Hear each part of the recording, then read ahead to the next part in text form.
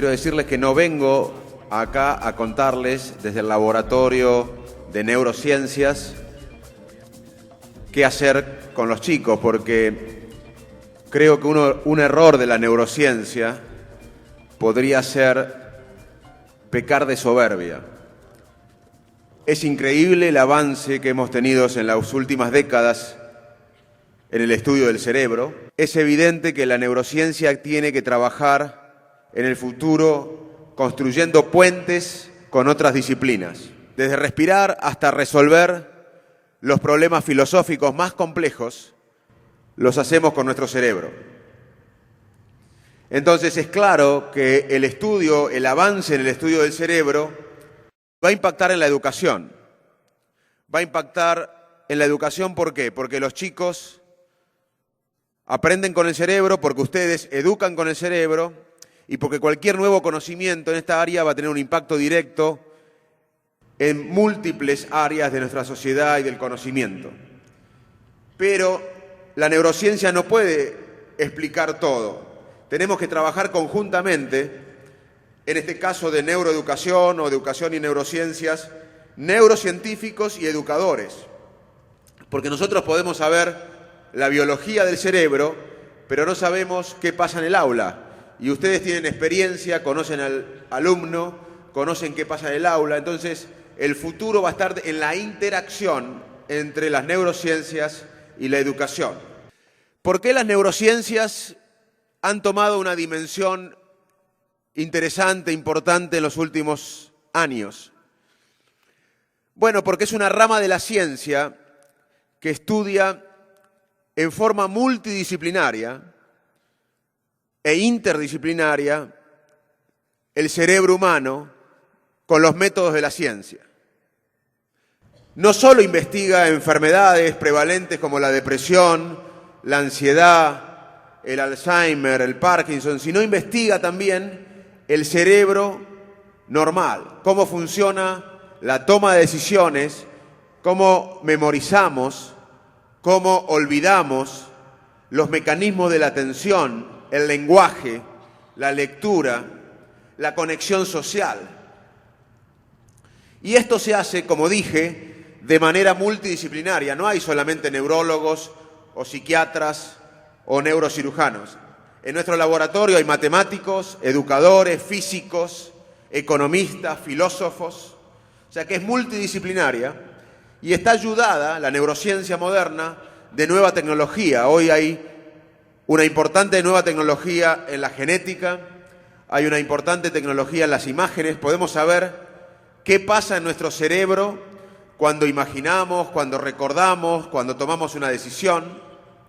Entonces, esta conjunción de nueva tecnología, de interdisciplina, de muchísima gente estudiando el cerebro en todo el mundo, ha dado como resultado que en las últimas décadas hayamos aprendido más del funcionamiento de nuestro cerebro que en toda la historia de la humanidad.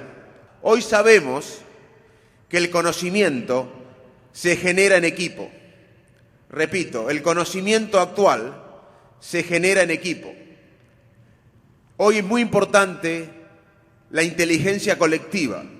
La inteligencia colectiva prevalece sobre la inteligencia individual. Otra atracción que tienen las neurociencias desde la sociedad es que intenta responder esta nueva rama de la ciencia las preguntas que desde siempre la civilización se ha preguntado. ¿Qué es la inteligencia? ¿Cómo tomamos decisiones? ¿Cómo procesamos la emoción? ¿Cómo olvidamos? ¿Cómo recordamos? ¿Cómo atendemos? Quiero contarles, para volver a la inteligencia colectiva, un trabajo de la revista Science. La revista Science es una revista científica de mucho prestigio. Esa revista publicó un trabajo científico en que estudiaba la generación de conocimiento actualmente. Y no solo en ciencias duras como la matemática, la ingeniería, la biología, el conocimiento actual es en equipo, sino también en ciencias humanísticas, en la filosofía, en las ciencias políticas, en la educación, el conocimiento se genera en equipo. Y hoy sabemos que si hay 5 personas en un grupo y cada persona tiene un coeficiente intelectual de 110, en equipo, sumado 110 5 veces, va a ser el coeficiente intelectual de ese grupo 550. Pero si ese equipo trabaja bien, el coeficiente intelectual de ese grupo funcionando bien es mucho mayor que la suma de las inteligencias individuales. La inteligencia colectiva es mucho más que la suma de las inteligencias individuales de un grupo. También sabemos que los grupos que trabajan bien en una tarea específica suelen trabajar bien en otra tarea, aunque sea diferente. Y los grupos que trabajan mal en una tarea lo van a hacer mal en otra tarea totalmente diferente. O sea que la cohesión del grupo es muy importante. También sabemos que hay algo que predice el funcionamiento bueno de un grupo. Se estudió qué variables de un grupo afecta un buen rendimiento. Y sabemos que la presencia de mujeres en los grupos predice el mejor rendimiento del grupo.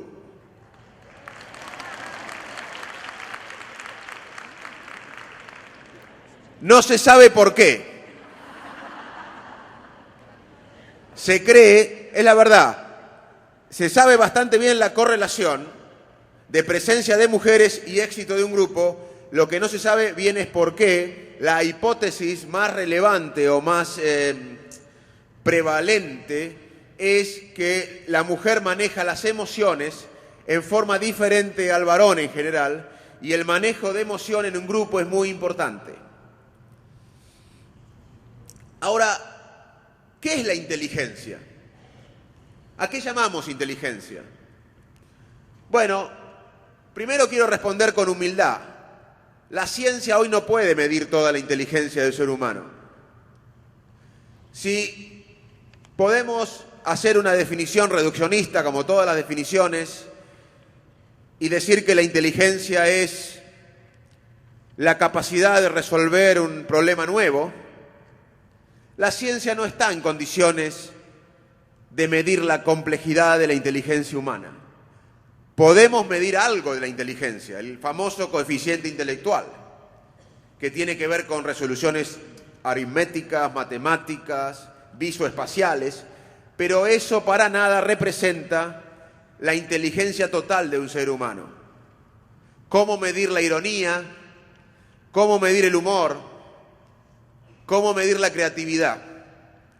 Obviamente que el coeficiente intelectual correlaciona con ciertos aspectos de la vida. Si uno tiene un alto coeficiente intelectual, seguramente va a manejar pruebas matemáticas o ser un buen contador o pruebas relacionadas en la vida real con lo que mide el coeficiente intelectual. Pero todavía no podemos medir la inteligencia social, la inteligencia emocional.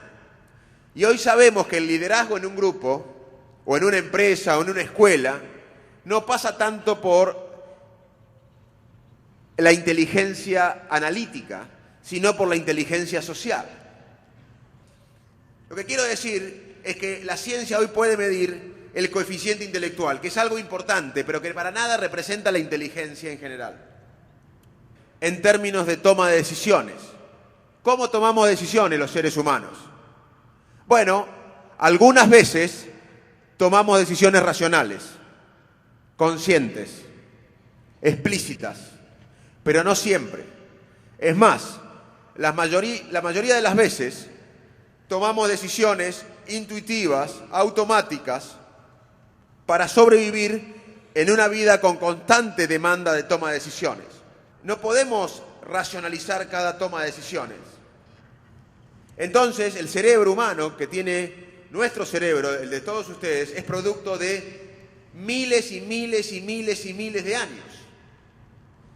Durante esos miles y miles y miles de años, nuestro cerebro desarrolló un proceso de toma de decisiones automático que no llega a la conciencia, basado en emociones previas, basado en memorias previas y que cambia según el contexto.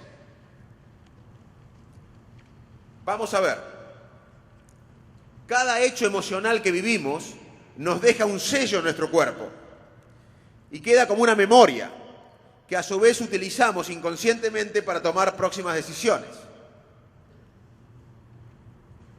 Entonces, tenemos dos maneras de pensar. Una en forma racional, explícita, consciente, y otra automática, intuitiva, basada y facilitada por la emoción. Y para seguramente sorpresa de muchos de ustedes, tomamos mucho más decisiones emocionales que racionales en un día. Y nuestra emoción facilita la toma de decisión humana.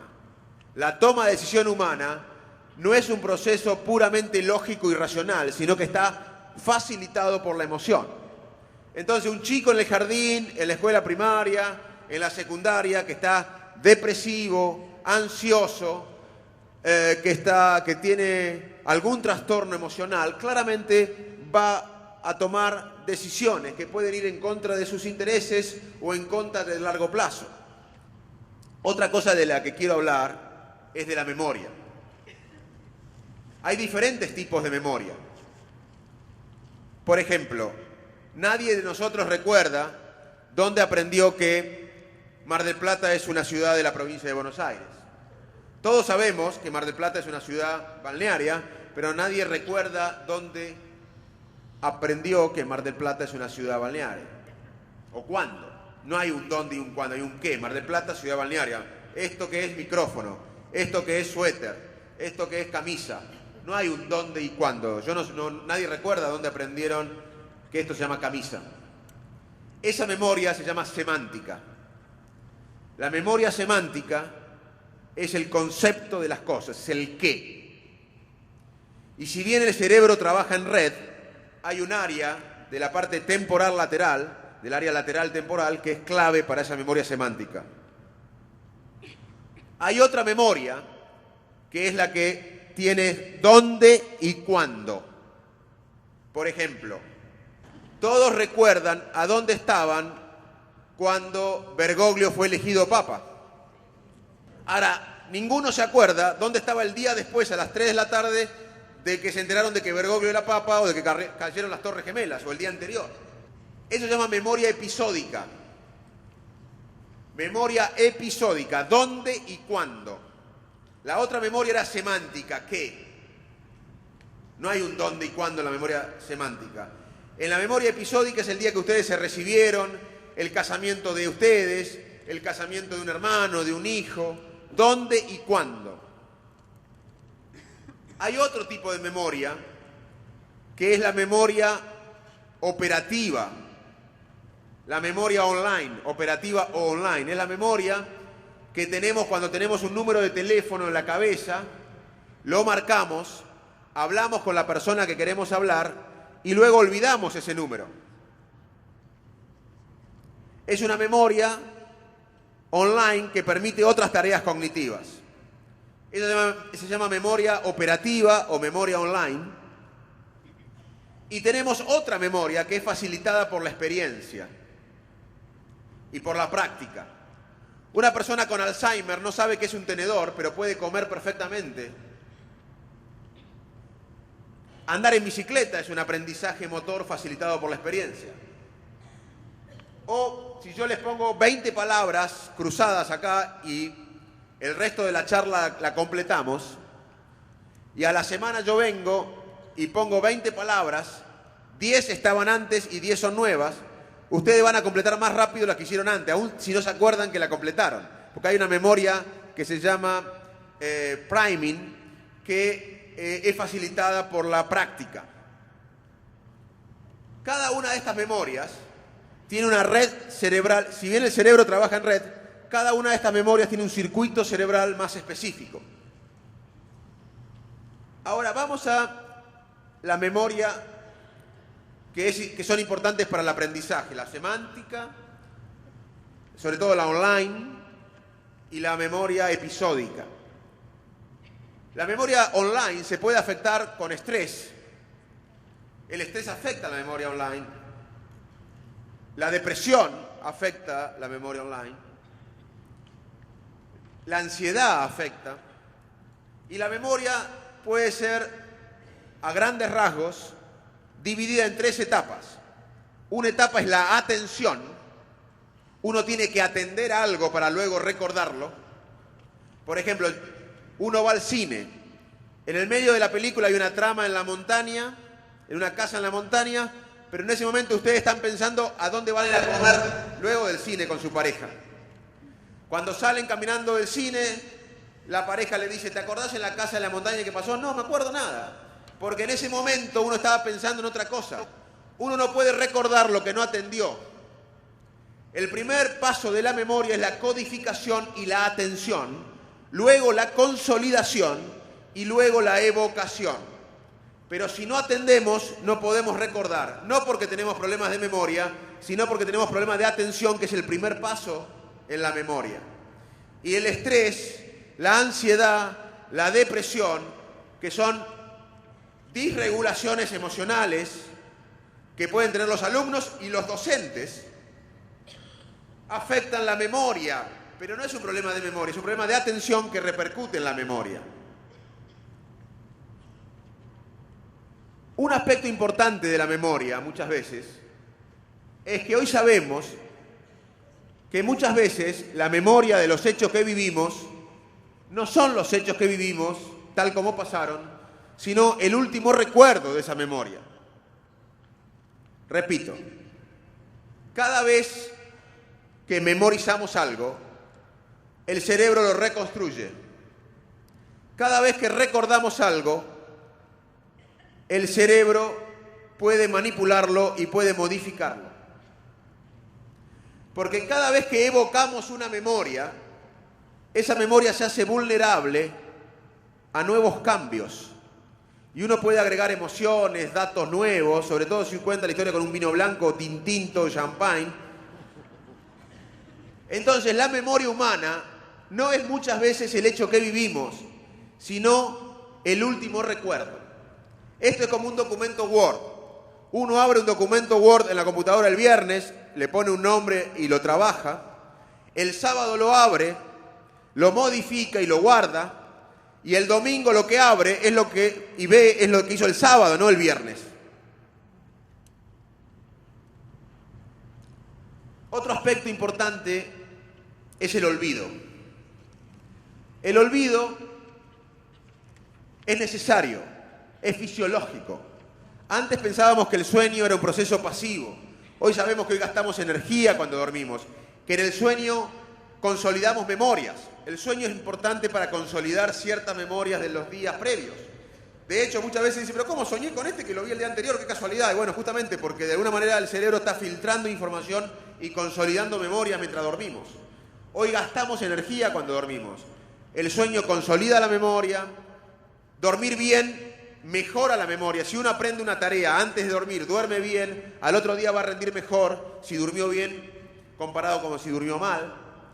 El sueño modula la respuesta inmune, modula la respuesta hormonal. Si yo a todos ustedes los vacuno y a mitad del salón por 2 meses los llamo todos los días a la noche cada 2 horas y no los dejo dormir, la vacuna va a prender mejor en los que duermen bien que en los que duermen mal. O sea, el sueño consolida la memoria, interviene en la filtración de memorias, en la respuesta inmune, en la respuesta hormonal y gasta energía. Bueno, el olvido también gasta energía. Cuando olvidamos, gastamos energía. Es necesario olvidar. Si no, seríamos Funes el Memorioso, el peón del célebre cuento de Borges, que tenía la tragedia de olvidar casi todo. Borges describió perfectamente la tragedia que sería recordar todo. Porque Funes, un peón de campo, recordaba todo. Vivía 24 horas mañana para recordar las 24 horas de hoy. No podía asociar nada nuevo. Tenía el disco rígido completo. Olvidar es un hecho importante, fisiológico, necesario. Entonces, ¿qué recordamos si olvidamos casi todo? Recordamos lo que nos emociona. Por eso, ustedes como educadores saben, no es necesario que yo se lo diga, que la gente, que los educandos, que los alumnos aprenden cuando algo los motiva. La motivación y la emoción es clave para aprender. Olvidamos todo. ¿Qué recordamos? Lo que nos emociona. Entonces, nadie puede aprender nada que no lo motiva a uno.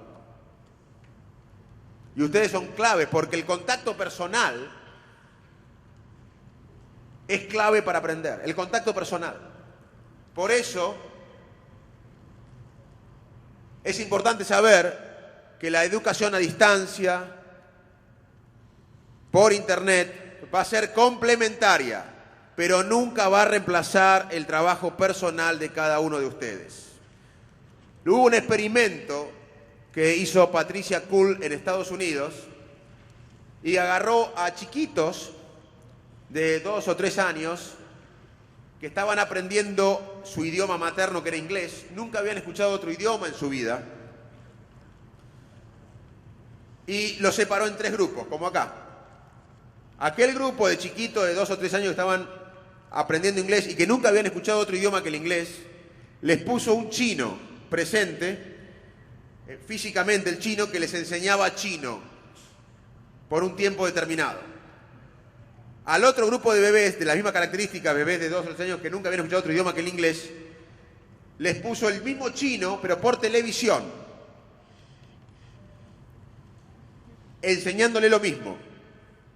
Y al tercer grupo de chicos, el mismo chino, pero lo escuchaban por auriculares.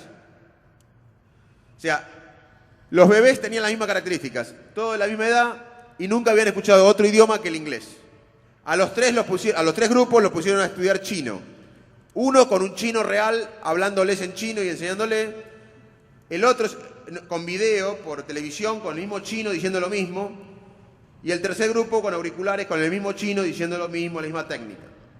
Cuando terminó el experimento, el grupo de bebés, de chiquitos, que tuvo contacto personal con el chino, podía diferenciar 2 palabras en chino como un chiquito de Pekín de esa edad. Estos 2 grupos que tuvieron la misma dosis de chino, pero no tuvieron contacto personal con el docente, se comportaban como los chiquitos de la zona de Estados Unidos que no entraban al estudio y que nunca escucharon otro idioma. La diferencia no fue la estrategia, no fue el chino, no fue la pedagogía, fue la presencia humana. La presencia humana motiva. El cerebro es un órgano social. Para entender un cerebro hay que extenderlo en el contexto de la comunicación con otros cerebros. Ahora mi cerebro está cambiando porque estoy dando esta charla, mirándolo a las caras, y el cerebro de ustedes está cambiando. La comunicación entre cerebros modifica las redes de nuestro cerebro. El cerebro humano es un órgano social. El otro aspecto que quiero contarles es la tecnología y el cerebro. Cuando a mí me preguntan cómo va a ser el impacto de la tecnología, de Internet, Facebook, Twitter, mensaje de texto, etcétera, etcétera. Bueno, hay varias respuestas. Primero, que la evolución del cerebro en términos anatómicos es muy lenta. Para que ustedes tengan una idea, la mayor parte del tiempo de su existencia la especie humana no tuvo lectoescritura. En la evolución de la especie humana, en la existencia de la especie humana, la lectoescritura es una mínima parte de esa historia. El arte solamente apareció recién apareció hace 40.000 años. La mayor parte de la existencia del ser humano no tuvo arte. La lectura, 4.000, 5.000 años, nada en la historia del ser humano.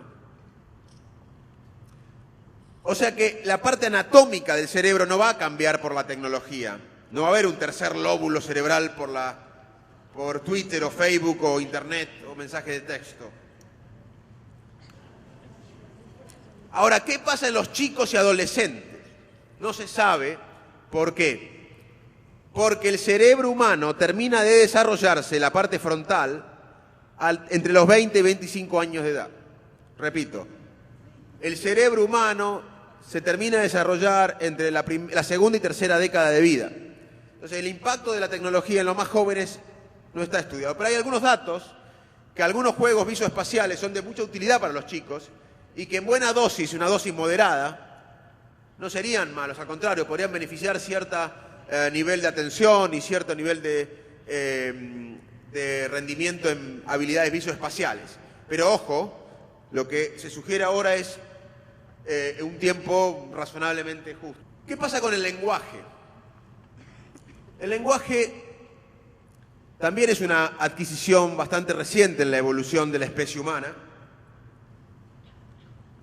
Fue necesario para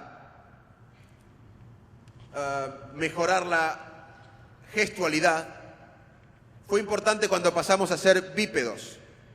Cuando la especie humana pasó a ser bípeda, empezó a gestualizar con las manos libres y también empezó a desarrollar la memoria episódica, la de recordar dónde y cuándo, y tenía que transmitir. Y ahí aparece el lenguaje.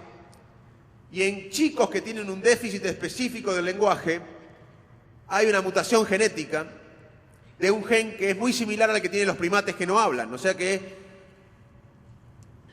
lo genético nuestro en cuanto al lenguaje no sería, aunque tenemos un lenguaje mucho más desarrollado que los primates no humanos, nuestros genes no serían tan diferentes, pero alguna modificación habría.